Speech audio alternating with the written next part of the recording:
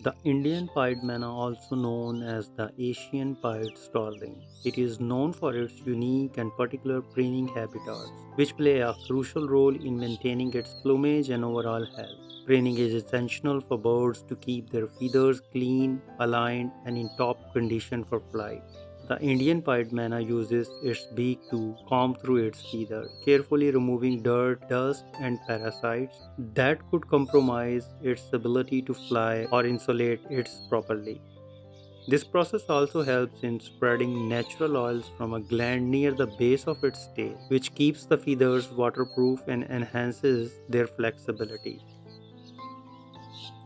During preening, the Indian pied Myna often twists its body in a various way to reach every part of its plumage, including its wings and tail feathers. It may fluff its feathers to ensure thorough cleaning, give it a slightly puffed appearance. Preening also provides the bird the moment of relaxation and calm, as it attentively grooms itself, keeping feathers in ideal condition.